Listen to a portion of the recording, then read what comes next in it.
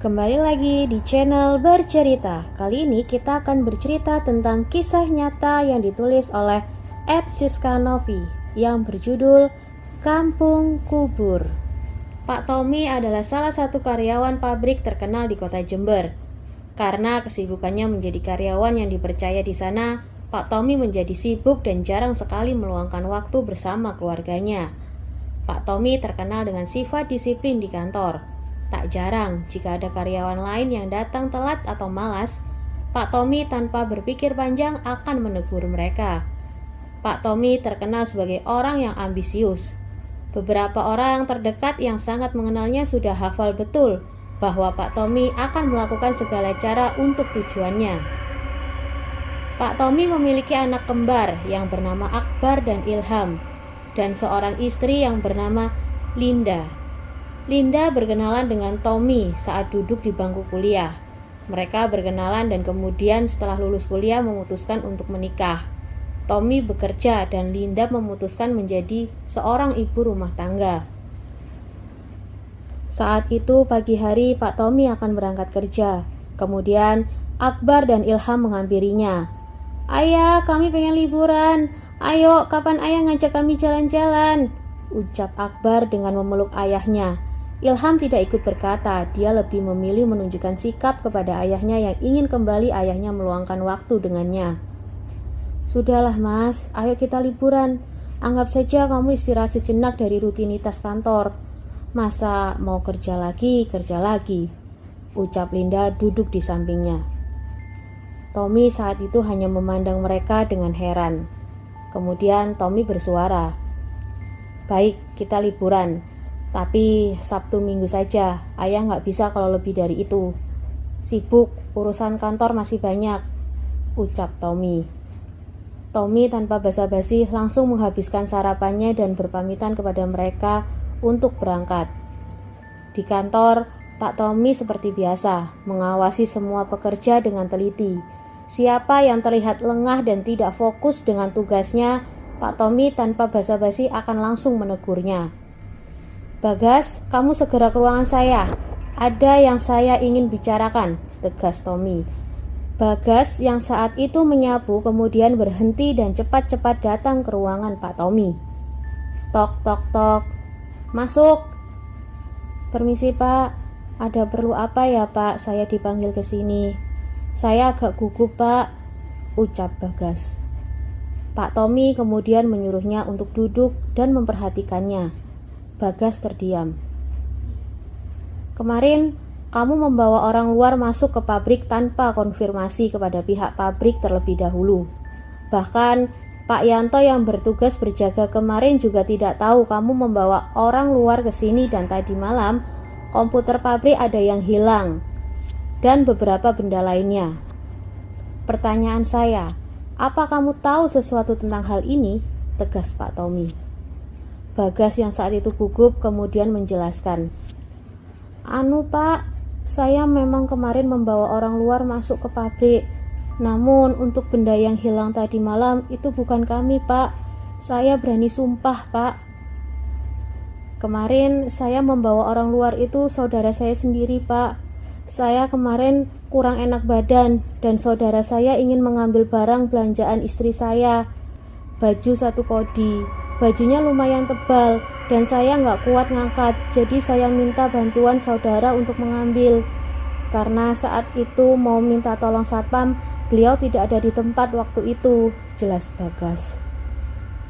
Pak Tommy hanya menghela nafas yang panjang. "Gas, kamu tahu kan peraturan di pabrik yang melarang orang luar masuk ke dalam. Kenapa kamu langgar?" tanya Pak Tommy. Bagas pun diam. "Saya hanya kasihan istri saya Pak, banyak pesanan baju hari itu. Daripada lama menunggu saya pulang kerja, mending saya suruh saudara saya ke sini Pak, biar bajunya cepat terjual," jelas Bagas. Pak Tommy yang saat itu sudah tidak bisa mendengarkan perkataan Bagas lagi akhirnya memecat Bagas dan tidak memberinya uang pesangon. "Kamu sekarang saya pecat. Karena kamu melanggar peraturan pabrik, jadi kamu dipecat tanpa uang pesangon," tegas Tommy. Akhirnya Bagas pulang saat itu dengan mata yang berkucuran air mata. Kala ingat anak istrinya yang menunggu di rumah. Jam kerja telah usai. Esok hari adalah hari libur dan tugas Tommy untuk menepati janji kepada istri dan anak-anaknya. Kita berangkat nanti malam aja, biar sampai sana waktunya lebih panjang. Aku sebentar lagi pergi dulu, mau nganter teman benerin mobil, ucap Tommy. Loh ya, gak istirahat dulu. Kamu kalau gak istirahat nanti capek di jalan. Perjalanan jauh loh ya. Pikir dong tubuhmu itu ya. Kamu butuh istirahat sebentar aja, ucap Linda. Tommy hanya melihatnya dan mencium keningnya. Halah bun, sini Banyuwangi paling gak cuma berapa jam doang. Nanti kalau udah sampai di sana aku mau istirahat. Kalau sekarang nanggung, sayang dapet ceperan loh nganter ini. Hitung-hitung buat uang jajan di jalan, jelas Tommy. Pak Tommy kemudian beranjak pergi untuk mandi dan berangkat. Waktu berlalu, jam menunjukkan pukul 21.00. Namun Tommy belum pulang. Ma, ayah kok belum pulang sih? Ilham ngantuk, ma, suaranya lirih. Linda hanya memperhatikan jam berkali-kali, namun Tommy belum saja menunjukkan tanda-tanda untuk pulang. Sampai jam menunjukkan pukul 22.00. Kemudian terdengar suara klakson berbunyi. Tanda Tommy sudah pulang. Akbar dan Ilham kemudian berdiri dan tertawa senang kala melihat ayahnya sudah pulang. Ayah, kita jadi liburan kan? Kita jadi berangkat sebentar lagi kan ya? Ayah capek, aku mau bawakan minum ya. Tommy turun dari mobil dengan membawa makanan untuk dibawa pergi liburan. Ayo, kalian sudah siap-siap belum? Kita berangkat sebentar lagi, ucap Tommy tersenyum. Linda yang memperhatikan suaminya yakin bahwa Tommy butuh istirahat. Raut wajah Tommy tidak bisa berbohong. Tommy lelah. Wong cuma begini bun. Sudahlah, ayo cepat siap-siap. Kita segera berangkat biar nyampe Ijen besok cepat istirahat di sana, ucap Tommy. Dia bersikukuh untuk melanjutkan perjalanan. Akhirnya mereka berangkat. Di perjalanan, Tommy hanya terdiam dan menghadap lurus ke depan. Linda saat itu memiliki firasat tidak nyaman. Dia mulai membuka pembicaraan dengan suaminya. Ayah yakin jalan terus. Perjalanannya lumayan jauh loh ya. Linda khawatir. Rupanya Tommy tidak menghiraukan perkataan istrinya. Dia seperti orang yang tak sadar dengan apa yang ada di sekelilingnya. Hingga Linda melihat suaminya mengedipkan mata dengan pelan. Tommy mulai mengantuk. Dan beberapa saat kemudian Tommy tersadar kala dirinya melihat truk yang berada di depannya. Dia kemudian banting setir. Ya Allah, ayah, kita istirahat dulu aja daripada resiko di jalan. Ayo berhenti di depan, tegas Linda. Tommy hanya menghembuskan nafas yang panjang. Mereka kemudian berhenti sejenak di warung kopi sekitar daerah Garahan. Tommy memutuskan untuk makan. Karena Garahan terkenal dengan pecelnya dan warung di sana buka 24 jam. Tommy memutuskan untuk makan sejenak dan meminum kopi agar dirinya tidak mengantuk di jalan. Mereka makan. Mau kemana mas, mbak, malam-malam begini? Ucap ibu penjual pecel. Kami mau ke Ijen bu, liburan, ucap Linda. Kami pesan pecel bu, 2 sama kopi 1 dan teh 1, sambung Linda. Akbar dan Ilham sudah terlelap tidur di mobil. Mereka memutuskan untuk tidak membangunkan mereka. Di tengah-tengah mereka makan, ibu penjual pecel berkata, apa tidak menunggu besok pagi saja pak, bu? Di atas udah alas gumitir. Nanti kalau melanjutkan perjalanan kalian klakson 3 kali ya kalau udah sampai Batu Gudang, saran penjual itu. Linda dan Tommy hanya saling pandang. Mereka tidak paham dengan perkataan ibu penjual itu. Batu Gudang itu apa bu? Mohon maaf saya tidak paham maksud ibu, ucap Tommy. Ibu penjual itu melihat mereka dengan raut wajah khawatir. Kemudian dia duduk di depan Linda dan Tommy. Waru gudang atau orang bilang batu gudang itu semacam wangkit atau batas mbak, mas, katanya sih. Jika ada orang yang lewat sana tengah malam harus klakson atau unjuk salam agar selamat. Kalau kata orang sini, itu pintunya kampung goib ala sini mas, jelas ibu itu. Tommy kemudian tersenyum. Oh alah bu, zaman sekarang kok percaya kayak gituan. Pokoknya kita nggak mengganggu saja loh, nggak usah unjuk salam atau apalah, kayak orang kolot aja. Percaya hal kayak gituan bu, ujar Tommy. Si ibu penjual itu hanya melihat Tommy dengan raut wajah yang aneh. Kemudian Linda yang mendengar perkataan Tommy menyambung pembicaraan. Heh, kamu ini ya, kalau ada orang nasehatin kita harus ambil buat pegangan aja biar kita hati-hati dan mawas diri. Seharusnya kita berterima kasih sama ibu ini udah mau mengingatkan kita. Toh nggak ada salahnya, soalnya kita ini orang asing ya. Kudu bawa unggah-ungguh di tempat tinggal orang lain. Aku terima kasih loh bu, sudah mau mengingatkan kita untuk berhati-hati di jalan, jelas Linda. Ibu itu tersenyum kepada Linda. Ya sudah, kalian dilanjut makannya. Nanti sekiranya sudah yakin bisa dilanjut perjalanannya. Ibu itu meninggalkan mereka untuk merapikan piring di belakang. Tommy hanya tertawa cekikikan. Alhamdulillah, bercandanya ibu itu membuatku tidak ngantuk lagi. Aneh-aneh saja zaman sekarang percaya hal mistis, kuno. Tommy bergerutu sambil meminum kopinya. Linda sudah tidak nyaman perasaannya. Dia yakin Tommy suaminya tidak ingin melaksanakan anjuran ibu penjual itu. Kamu itu mbok sekali-sekali mau mendengar nasihat orang ya? Apa salahnya kalau itu demi kebaikan kita? Tegas Linda. Hah? Apa? Nasihat gak jelas itu? Gila ya. Makanya banyak orang gak mau maju pikirannya. Orang masih ketinggalan zaman hidupnya. Manusia di luar sana udah berlomba-lomba membuat mesin waktu untuk masa depan. Ini malah ngomong mesin gaib. Gak jelas banget, ucap Tommy meremehkan. Akhirnya setelah mereka selesai, mereka kemudian membayar dan bergegas melanjutkan perjalanan. Hati-hati, ucap si penjual itu. Tommy dan Linda hanya melambaikan tangan. Di mobil, mereka berdua masih terus saja berdebat. Tommy masih dengan pendiriannya dan Linda masih tetap yakin dengan hatinya. Aku ini gak sok-sokan ngajari loh mas. Kamu ini sedikit ngasih hormat gitu loh ke orang lain. Siapapun itu, kalau memang gak suka atau gak mau dinasehati atau dikasih wejangan orang, udah dengerin aja, gak usah jawab, jelas Linda. Tommy lebih memilih diam dan mendengarkan istrinya yang mengoceh kesana kesini. Hingga akhirnya mereka tiba di gerbang alas Gumitir.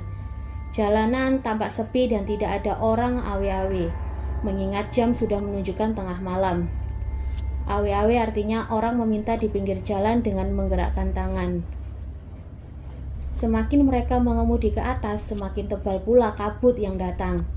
Pada saat itu, lampu masih bisa dihitung sepanjang jalan di alas Gumitir. Kanan kiri sudah pohon-pohon menjulang tinggi. Gelap dan tak terlihat apapun. Hanya jalan di depan yang terlihat oleh cahaya mobil. Semakin terus berjalan, semakin tebal pula kabut yang datang.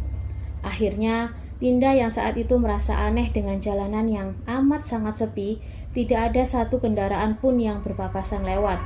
Mulai merasa tidak nyaman. Kamu coba klakson saja ya, demi keselamatan, ucapnya. Kamu ini kenapa? Takut? Kok takut sama beginian sih? Takut itu sama Tuhan. Tuhan yang mengatur semua yang ada loh. Dosa kamu, ucap Tommy. Linda hanya menghela nafas panjang. Entah mengapa setiap kali Linda ingin mengungkapkan kekhawatirannya hanya terbalas dengan argumen Tommy. Yang seperti itu hingga akhirnya Linda menatap kaca mobil yang berada di depannya. Nampak batu menjulang tinggi berjejer layaknya gapura pintu masuk. Batu itu terletak di kanan dan kiri jalan. Yah, ayo klakson ya 3 kali. Udah salam belum kamu? Assalamualaikum. Aduh, kamu ini apa sih? Jalan ya jalan, gak usah pakai ini itu. Tinggal salam aja gitu loh dalam hati. Apa susahnya sih pakai ngomong ginilah gitulah, ribet banget. ucap Tommy jengkel. Linda hanya bisa membuang muka dengan jawaban Tommy. Tommy tetap dengan pendiriannya, memilih tenang dan tidak akan terjadi apa-apa. Perasaan Tommy agak aneh, di mana hampir beberapa menit yang dia lihat hanyalah jejeran batu menjulang tinggi di kanan kirinya. Linda sudah tidak peduli dengan situasi yang ada. Sejak perdebatan saat itu, dia memilih tidur dan membiarkan Tommy sadar seorang diri. Tommy agak heran mengapa jalan yang dilaluinya bukan pohon dan hanya batu yang dia lihat. Tommy juga tidak melihat sinar cahaya lampu dari kampung yang berasal dari rumah penduduk di bawah sana. Tommy mulai resah dan dia membangunkan istrinya. "Ma, bangun. Aku kayaknya lelah deh, Ma. Bangun. Aku tidak melihat apapun di sepanjang jalan ini," ucap Tommy. Linda saat itu hanya menoleh ke arah Tommy dengan keadaan mata tertutup. Dia mengangguk tanpa tahu apa yang disampaikan Tommy. Di tengah perjalanan, Tommy melihat dari kejauhan cahaya bintik-bintik yang bergerak turun dari kejauhan. Tommy menyipitkan mata. Apa itu? Batinnya. Tommy melambatkan laju mobilnya karena penasaran. Akhirnya Tommy turun. Dia melihat jam di tangannya, jam menunjukkan pukul 00.25. Ada alasan apa orang-orang jam segini berjalan berjejer-jejer di tengah hutan seperti ini? Tommy menghentikan mobilnya. Dia melihat Linda, Akbar dan Ilham sedang tertidur pulas. Dia mulai memperhatikan lagi rombongan orang sebanyak itu turun dari atas bukit membawa obor.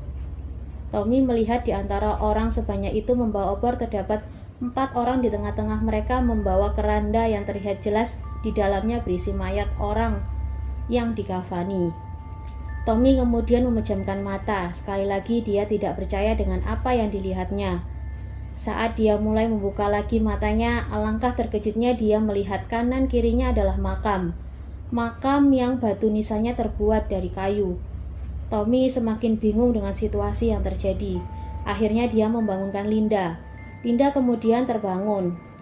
"Ada apa, Mas?" ucapnya. "Kita sepertinya tersesat," ucap Tommy lirih.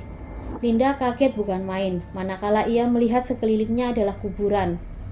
"Loh, Mas, kita kemana? Kamu gak keliru jalan kan?" ucap Linda ketakutan. Tommy semakin bingung. "Aku juga bingung, tadi aku lihat rombongan orang, terus jadi begini. Ya Allah, aku serius gak salah arah, Ma. Aku tadi lewat jalan bener," tegas Tommy. Linda yang saat itu sudah berinang air mata terus berdoa. Semoga ada jalan keluar untuk dirinya dan keluarganya bisa selamat. "Jalan terus saja, Mas," ucap Linda. "Kamu ikuti saja jalan ini. Please, untuk sekarang percaya aku dan dengerin omonganku, Mas," sambungnya. Tommy melihat Linda. Ingin sekali rasanya menyesal karena tak mendengar perkataannya tadi. Tommy mengikuti nasihat Linda setelah terlambat dan mengetahui sendiri apa yang terjadi. Saat Tommy menyalakan mobil, tiba-tiba segerombolan burung gagak menerjang kaca mobilnya. Linda berteriak, "Ya Allah, aku mohon selamatkan kami. Saya mohon ampun ya Allah," teriak Linda. Tommy yang saat itu ikut terkejut dengan kedatangan gerombolan burung gagak. Kemudian tancap gas. Dia melajukan mobilnya sekencang-kencangnya, tanpa memperdulikan apa yang akan dia hadapi di depannya. "Yah, ayah pelan-pelan ya. Ayah, ya Allah." Tiba-tiba mobil mereka menabrak pohon. Pohon beringin yang menjulang di tengah jalan. Kemudian terdengar suara iringan banyak orang yang mengantarkan jenazah. Mereka mengumandangkan La ilaha illallah bersama-sama yang mengiringi langkah kaki mereka. "Ma, kamu tidak apa-apa? Ada orang lewat, Ma. Apa perlu aku tanya mereka, Ma? Kita sedang berada di mana? Mungkin mereka bisa membantu," ucap Tommy polos. Istrinya yang masih syok dengan kejadian barusan hanya menangis dan melihat Tommy dengan memegang dadanya. Akbar dan Ilham bangun dan menjerit ketakutan kala mengetahui mobil dengan kencang menabrak pohon di depannya. Untung saja mobil yang mereka tumpangi hanya rusak di bagian depan. Mereka yang ada di dalam baik-baik saja. Hanya Tommy yang mengalami luka di dahinya akibat benturan yang sangat keras. "Ma, dengar perkataanku gak sih? Mumpung ada mereka," ucap Tommy kepada Linda. Linda saat itu masih syok dan tidak mendengar perkataan Tommy. Malangnya Tommy belum sesadar itu apa yang sedang dialaminya. Entah karena kepolosannya, dia tidak menyadari rombongan itu muncul dengan anehnya. Tommy masih dengan pikirannya bahwa dia tersesat. "Kalian di sini dulu ya, ayah turun." Tommy turun dari mobil. Ketika rombongan mengantar jenazah itu berjalan, Tommy mulai menghadangnya. "Ngapunten Bapak, saya Tommy, mohon maaf mengganggu sebentar. Ini saya sepertinya tersesat Pak, mungkin saya boleh bertanya sebentar." "Mohon maaf sebelumnya," ucap Tommy pelan. Rombongan itu berjumlah kurang lebih 100 orang. Sikap mereka yang aneh dan hening membuat bulu kuduk Tommy berdiri. "Pak, ngapunten," sambut Tommy. Tidak ada yang menjawab, mereka tetap diam dan terlihat kaku. Tommy semakin bingung dan takut. Kemudian seorang laki-laki yang berambut panjang berjalan dari tengah-tengah rombongan itu. Dia memakai sarung berwarna hitam. Dia tinggi dan bola matanya sedikit besar. Terdengar suara dari laki-laki itu. "Sing reksa ora trimo, sing reksa nompi sukmo, sing reksa golek dino, sing reksa wani ngelingno, sing reksa nampa mala, sing reksa ngekeki celaka, sing reksa madang nurupa, sing reksa nyelametno dunya." Yang memiliki arti yang berkehendak tidak terima, yang berkehendak menerima arwah, yang berkehendak mencari hari, yang berkehendak berani mengingatkan, yang berkehendak menerima masalah, yang berkehendak memberi musibah, yang berkehendak memperlihatkan wujud, yang berkehendak menyelamatkan dunia, ucap laki-laki itu. Tommy terkejut saat laki-laki itu tersenyum ke arahnya. Bukan senyum biasa yang dia dapat, namun senyum dengan bibir yang melebar semakin melebar. Kemudian rahangnya patah begitu saja. Tommy berlari kemudian ke arah mobil. "Astaghfirullahalazim," serunya dalam hati. Tommy masuk ke dalam mobil. "Mah, oke, begini mah. Aku udah gak bisa berpikir jernih sekarang. Bingung mau ngapain ini. Ya Allah," ucapnya bingung. Tommy hanya bisa duduk dengan celingukan. Dia melihat keluar kaca dan berkata kepada Linda apa yang dia alami baru tadi. Linda yang melihat suaminya bingung bukan main, segera memeluknya. "Ya Allah ya, aku yakin kita ini bukan sedang di dunia kita," jelas Linda. "Kita masuk ke alam mereka." Tommy dan Linda hanya terdiam. Dia bingung mau melakukan apa lagi selain pasrah dan berserah diri kepada Yang Maha Kuasa. Hingga akhirnya suara rombongan itu terdengar lagi. Mereka melanjutkan perjalanan mereka. Tommy dan Linda memandangi rombongan itu berjalan di seberang mereka. Seketika laki-laki berambut panjang tadi mengedor-ngedor pintu sebelah Linda dan mendekatkan matanya untuk melihat mereka di dalam. Linda menjerit disusul Akbar dan Ilham.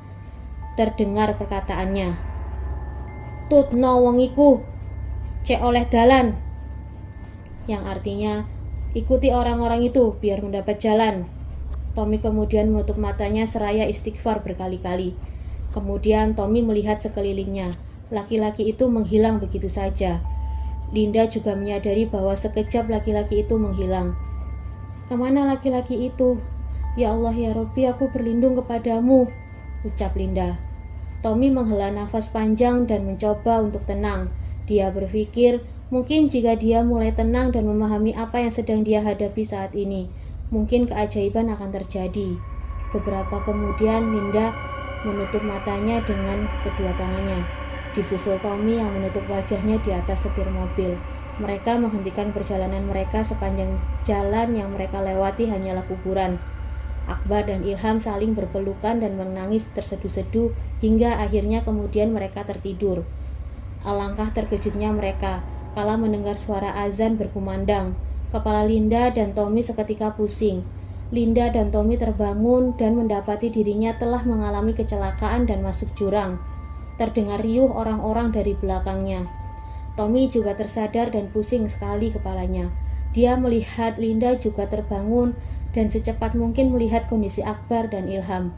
Akbar dan Ilham sudah tidak ada di belakang kursi mobil. Kemudian terdengar ketukan seseorang yang berada di luar jendela. "Tok tok tok, bisa dengar suara saya? Halo, kalian bisa mendengar suara saya?" ucap laki-laki di luar itu. Tommy dengan berat menggerakkan tubuhnya kemudian membalas ketukan laki-laki itu. Terdengar teriakan laki-laki itu. "Woi, korban si urip, alhamdulillah selamat kabeh." Yang artinya, "Woi, korban masih hidup, alhamdulillah selamat semua." Tommy dan Linda kemudian pelan-pelan sadar dan diangkat oleh tim relawan yang saat itu menolong mereka. "Duh Gusti, selamat temenan wong-wong iku, untung gak mati. Lah sakmene suwene loh," ucap warga sekitar yang melihat. Yang artinya, "Ya Tuhan, benar selamat mereka, untung tidak mati. Sudah selama ini loh." Tommy dan Linda mengalami kecelakaan dikarenakan kabut yang tebal di Watu Gudang. Kecelakaan itu terjadi pada jam 00.24. Mobil terperosok ke dalam jurang dan mereka ditemukan pada jam 04.55. Ternyata tak hanya Tommy dan Linda saja yang mengalami hal serupa. Beberapa kecelakaan yang terjadi juga mengalami hal yang sama. Untuk itu, dimanapun kita berada selalu patuhi aturan dan jaga sopan santun. Karena alam bukan hanya tempat singgah kita saja, namun alam juga menyediakan tempat bagi semua ciptaan Tuhan, tak terkecuali mereka yang tak kasat mata. Jangan lupa like, komen, dan subscribe untuk mengetahui cerita-cerita selanjutnya. Terima kasih.